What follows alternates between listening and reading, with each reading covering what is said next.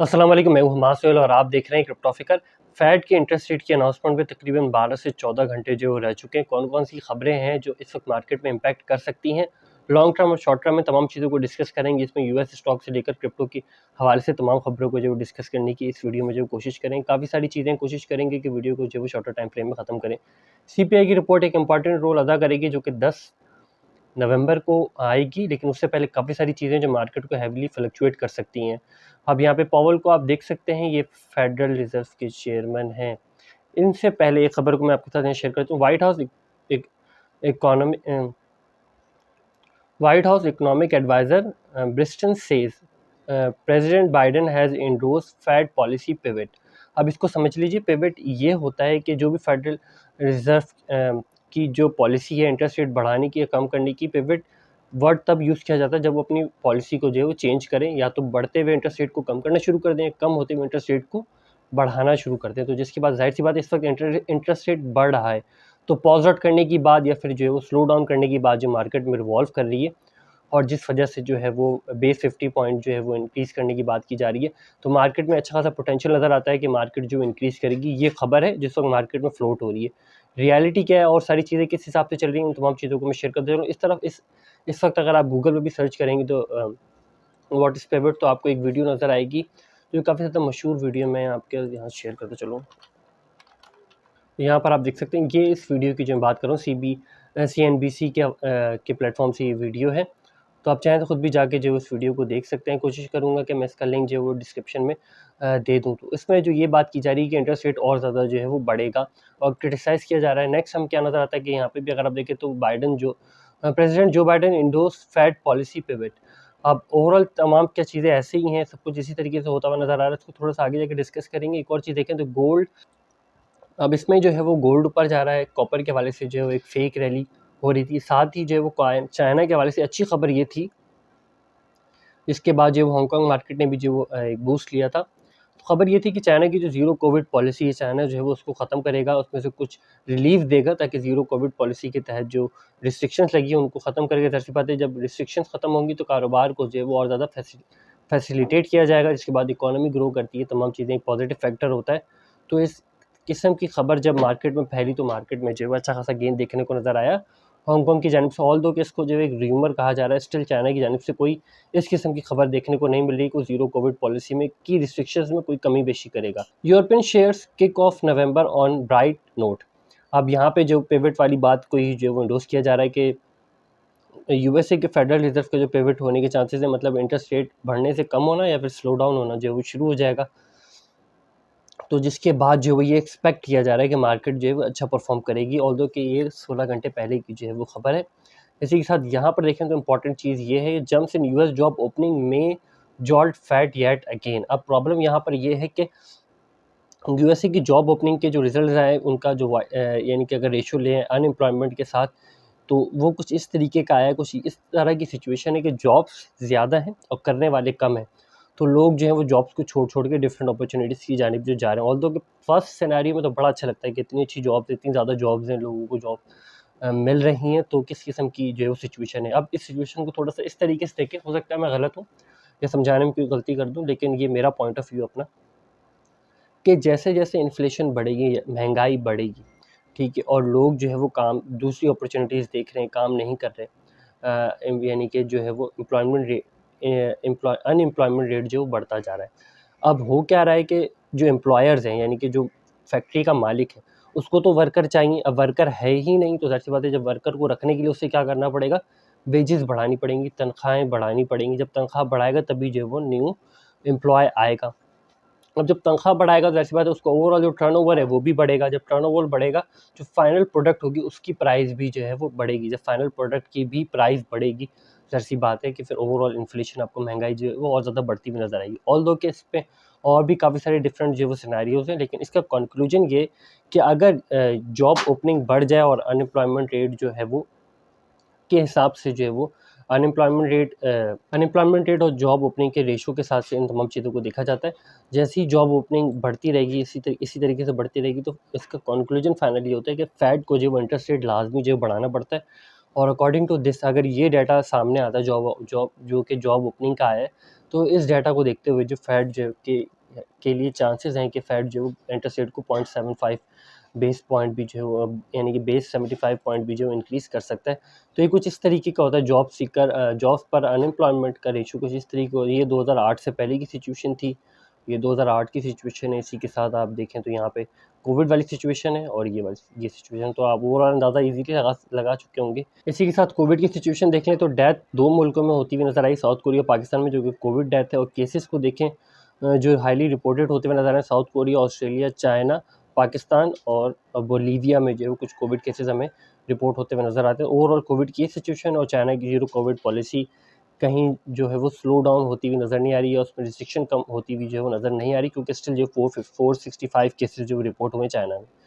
अब थोड़ा क्रिप्टो को डिस्कस कर लें तो क्रिप्टो के हवाले से जो है वो रिपल जो है वो एज सुन एज पॉसिबल जो है वो हांगकांग शिफ्ट होने के जो उसके चांसेस हैं। और अगर रिपल हांगकांग शिफ्ट हो जाता है तो मतलब रिपल हांगकांग शिफ्ट नहीं हुआ, ripple China administrative authority Hong Kong में जो शिफ्ट हुआ है, इसको इस तरीके से उर्दू ज़बान में बोला जाएगा। और इसी के साथ अगर आप देखें तो हांगकांग काफ़ी सारी चीज़ों को ईज़ कर रहा है, तो काफ़ी सारे प्रोजेक्ट जो कि यूएसए के हैं, अगर वो चाइना में आ जाते हैं, हांगकांग में आके सेटल डाउन हो जाते हैं, फिर क्रिप्टो रेगुलेशन पे इतना ज़्यादा जो है वो समझ लीजिए बैक करने के लिए वहाँ पे कोई होगा नहीं, कि जो यानी कि समझ लीजिए जो क्रिप्टो के बेनिफिट के लिए जो है वो क्रिप्टो को वहाँ पे जो रेगुलेट करवाए, कुछ क्लॉज ऐसे डलवाए जिसमें क्रिप्टो इन्वेस्टर को जो फ़ायदा हो। तमाम लोग जो है वो आप हमें जो है वो हांगकांग में जाते हुए यानी कि चाइना में जाते हुए नज़र आएंगे, डिफरेंट फर्म्स वगैरह। अब हांगकांग का नाम यहाँ इसलिए यूज़ किया जाता है कि एक तरह का बैलेंस सिचुएशन हो जाती है। अगर आपको बोलना हो तो आप ये नहीं बोले हम चाइना में थोड़ी हैं, हम जो है वो हांगकांग में हैं, और हांगकांग को जो है वो चाइना एडमिनिस्ट्रेटिव अथॉरिटी कहा जाता है। Singapore grant stable issuer Circle in principle licence to offer payment product. और रिपल के हवाले से एक और चीज़ बता दूं कि रिपल क्रिप्टो रेगुलेशन जो के हवाले से जो डेवलपमेंट हुई दुबई में, उससे पहले का जो वो दुबई के साथ जो है वो काफ़ी सारे एग्रीमेंट जो है वो रिपल कर चुका है बैंकिंग सिनेरियोज वगैरह के हवाले से। उसके बाद क्रिप्टो की रेगुलेशन हुई जिसमें XRP का स्टेक आता है, लेकिन रिपल अपना खुद बैंकिंग चैनल और इन तमाम चीज़ों के हवाले से जो भी स्टेक्स लेने थे रिपल ने दुबई से, वो तमाम चीज़ों के स्टेक्स जो ले लिए। रिपल दोनों तरफ जो है वो खेलता है, एक बैंकिंग सेक्टर में और साथ ही जो है वो क्रिप्टो सेक्टर में। तो रिपल के हवाले से किसी भी खबर को जो है वो इस हवाले से ज़रूर देख लिया करें कि वो दोनों सेक्टर में जो है वो उसका रोल बहुत ज़्यादा इंपॉर्टेंट है। Elon Musk says Twitter to charge $8 per month for a blue check mark verification. अब ज़ाहिर सी बात है कि और साथ में जो है वो कंटेंट क्रिएटर को रिवॉर्ड्स वगैरह मिलने शुरू हो जाएंगे, तो इस किस्म का टिकटॉक और यूट्यूब का कॉम्बिनेशन बन के कुछ जो है वो हमें ट्विटर जो है वो नज़र आएगा आने वाले वक्त में। नेक्स्ट हमें क्या नज़र आता है, Hong Kong wants to be a crypto hub again. इसको हम लोग पहले भी डिस्कस किया था तकरीबन 2 दिन पहले। यहाँ पर अगर आप देखें तो इंपॉर्टेंट खबर ये है कि crypto exchange Binance to use Twitter as a Web3। अब होगा कुछ इस तरीके से कि बाइनेंस हेल्प करेगा ट्विटर को, जो ट्विटर के अंदर बॉट्स हैं उनको ख़त्म करने में। अब वो कैसे करेगा, सेम उसी तरीके से जैसे कि बाइनेंस एक्सचेंज के ऊपर ज़ीरो बॉट यूज़र यानी कि ज़ीरो बॉट ट्रेडर मौजूद है।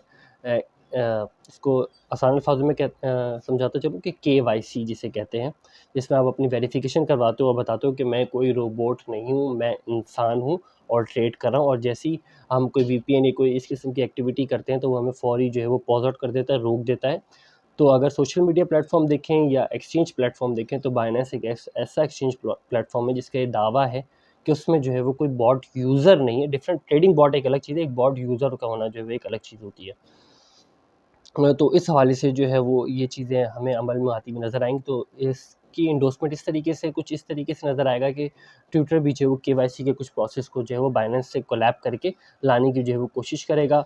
और KYC जब होने लगेगी तो ज़ाहिर-सी बात है आपका पर्सनल डाटा ट्विटर के पास आने लगेगा। ट्विटर के पास जितना ज़्यादा डाटा होगा, ट्विटर की वर्थ जो है वो उतनी ज़्यादा बढ़ती जाएगी, क्योंकि ज़ाहिर-सी बात है जिसके पास जितना ज़्यादा डाटा है वो उतने अच्छी तरीके से एडवर्टाइज़मेंट को स्प्रेड आउट कर सकेगा, और जितने अच्छी तरीके से एडवर्टाइज़मेंट को स्प्रेड आउट करेगा तो एडवर्टाइज़मेंट के चार्जेस भी जो है वो उतने ज़्यादा लेगा। यहाँ पर देख लें Facebook and Twitter working closely with DHS। अब इसमें कुछ इस तरीके का हुआ है, कोविड के हवाले से गलत खबरें, अफ़गानिस्तान के हवाले से गलत खबरें और इस किस्म की जो सेंसिटिव इश्यूज़ हैं उनके हवाले से कुछ गलत खबरें यानी कि पोस्ट करता है, कुछ एक डिफरेंट एक्टिविटी करता है, तो उस हवाले से जो है वो फेसबुक और ट्विटर मिल के जो है FBI और DHS के साथ जो है वो काम कर रहे हैं। और आपको आने वाले वक्त में शायद जो है वो ये भी खबर सुनने को मिलेगी कि इस हवाले से जो है वो अफ़गानिस्तान और कोविड के हवाले से कुछ लोगों को जो है अरेस्ट किए गए जिन्होंने कुछ गलत खबरें फैलाई हैं, गलत तरीके से मैनिपुलेट करने की कोशिश की। ऑल्दो कि ये तमाम चीज़ें 1 या 2 साल पुरानी भी जो है वो शो ऑफ हो सकती हैं। तो ओवरऑल सिचुएशन देख लें, चाइना की ये सिचुएशन थी, बाकी तमाम चीज़ें जो एक इतनी ज़्यादा बुरी नहीं है।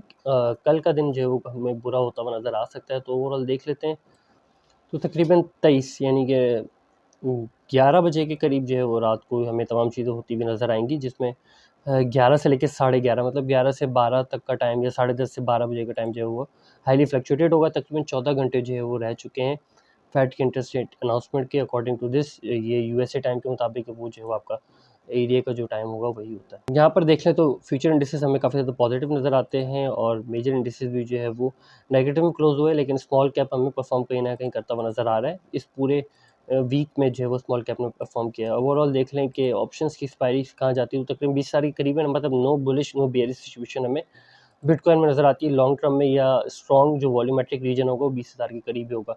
स्टिल देख लें वीकली टाइम फ्रेम में हैवी करेक्शन हमें देखने को मिलती है। इथेरियम, बीटीसी, बीएनबी, एक्सआरपी तमाम ही जो है वो वीकली टाइम फ्रेम में करेक्शन पे हैं, लेकिन डॉज जो है स्टिल 124% जो है वो इंक्रीज़ है। डेली टाइम फ्रेम की सिचुएशन देख लें तो हमें काफ़ी ज़्यादा ऑल्ट कॉइन जो है वो करेक्शन लेते हुए नज़र आते हैं। कुछ ऑल्ट कॉइन जो है परफॉर्म करते हुए नज़र आते हैं, लेकिन मेजर जो है वो करेक्शन की सिनेरियो हमें देखने को मिलता है। बाय फ्लो में देखें तो इथेरियम, शिप के साथ एपीटी, डॉज भी है। सेल फ्लो में इथेरियम, एक्सआरपी, डॉज के साथ एक और प्यारा सा कॉइन है जिसका नाम जो है वो बीएनबी है।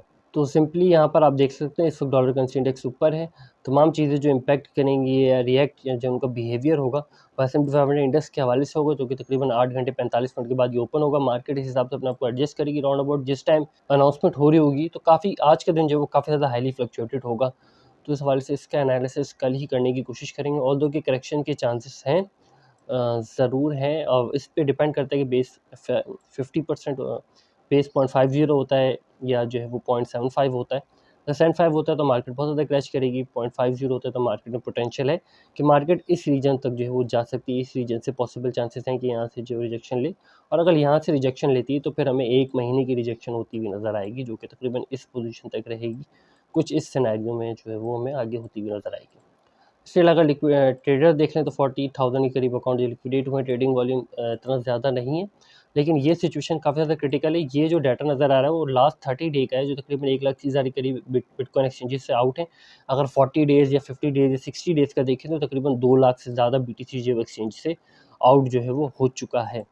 और स्टिल देखें तो 100 एक्सपोनेंशियल मूविंग एवरेज ये एक अच्छी सिचुएशन दिखा रहा है। 100 एक्सपोनेंशियल मूविंग एवरेज ये डाउनवर्ड ट्रेंड में नहीं, एक साइडवेज मूवमेंट है, तो काफ़ी सारे चांसेस होते हैं कि जब मूविंग एवरेज साइडवेज मूवमेंट में हो तो उसको जो है वो क्रॉस कर जाता है, या उसको जो है वो उससे ऊपर चला जाता है, या उसकी रेजिस्टेंस को ब्रेक करता है। सेलिंग प्रेशर उसी तरीके से मेंटेन नज़र आता है, जहाँ हमें मूविंग एवरेज एक होप देता हुआ नज़र आता है। वहीं अगर आप रियलिटी देखें सेलिंग प्रेशर की तो सेलिंग प्रेशर हमें उसी तरीके से नज़र आता है, जो कि काफ़ी अच्छी सिचुएशन नहीं है। और साइडवेज मूवमेंट उसी तरीके से है, पॉइंट ऑफ कंट्रोल को भी इसी तरीके से मेंटेन करने की कोशिश की जा रही है। एक साइडवेज मूवमेंट में ही स्टिल हमें बिटकॉइन नज़र आती है, क्योंकि खासी रेंज चेंज करे और फिर किसी पॉइंट पे हैवी वॉल्यूम नज़र आए तो हम प्रेडिक्ट कर सकते हैं कि चांसेस हैं कि बिटकॉइन इसी रेंज में रहेगा। ऑल्दो कि अगर मूविंग एवरेज के हिसाब से, वीकली टाइम फ्रेम के हिसाब से, लार्जर टाइम फ्रेम के हिसाब से देखें तो आपको यहाँ पर एक अपवर्ड डायरेक्शन ही नज़र आएगी। ऑल्दो कि काफ़ी छोटी अपवर्ड डायरेक्शन है, लेकिन स्टिल हम इसको जो है अपवर्ड इस पोजीशन से अगर आप देखें तो हमें एक अपवर्ड डायरेक्शन नज़र आती है वीकली टाइम फ्रेम में। ऑल्दो के जो डिफरेंसेस हैं, जो रेंज है, उस हवाले से सिचुएशन स्टिल जो है वो क्रिटिकल है, लेकिन स्टिल एक अच्छा टाइम है बीसीए करके जो है वो अपने नंबर ऑफ कॉइन्स को जो है इंक्रीज़ कर सकते हैं। स्टिल 12,000 पे बीटीसी के ऑर्डर नज़र आते हैं, 11,000 इतने ज़्यादा ऑर्डर नहीं है। लेटेस्ट सिचुएशन सेम वैसी ही हमें है, 22,000 और 19,800 की रेंज में रखने के चांसेस हैं बिटकॉइन को। उसको रिफ्रेश करके एक दफ़ा और चेक कर लेते हैं तो आप देख सकते हैं तकरीबन 19,800 और 22,000 की रेंज है, जहाँ पे जो बिटकॉइन को रोकने के चांसेस हैं कि इस रेंज में ही जो बिटकॉइन रहे, पॉइंट ऑफ कंट्रोल यहीं कहीं जो है वो क्रिएट हो, फिर जो भी अनाउंसमेंट वगैरह होती है उसके बाद बिटकॉइन की नेक्स्ट मूवमेंट हमें देखने को मिलेगी। तो इन सिंपल वर्ड आप जो है वो यूएस स्टॉक्स की ओपनिंग आज कैसे देखते हैं, बुलिश या बेरिश? फिर जब अनाउंसमेंट हो रही होगी उस दौरान जो है future indices, bitcoin CMA features वगैरह की वेरिएशन किस तरीके से आप देखते हो? ज़ाहिर सी बात है कि पंप एंड डंप तो होता हुआ हमें नज़र आता है जब भी होती है कि लॉन्ग एंड शॉर्ट दोनों ही जो लिक्विडेट होते हैं ऐसी सिचुएशन में, क्योंकि विग होती है तो ज़ाहिर सी बात है ऊपर भी जाता है नीचे भी जाता है। ऊपर नीचे जाने में जो लॉन्ग एंड शॉर्ट दोनों लिक्विडेट होते हैं, लेकिन जो कल का दिन होगा, जो कल की ओपनिंग होगी, वो एक पॉजिटिव डायरेक्शन में होगी या नेगेटिव डायरेक्शन में होगी। इस हवाले से आपकी जो भी राय कमेंट में ज़रूर मेंशन कीजिएगा। फिर वक्त तक के लिए इतना ही। इस फ़कीर को अपनी दुआओं में याद रखिएगा। खुदा हाफ़िज़, नासिर फ़ी अमान अल्लाह।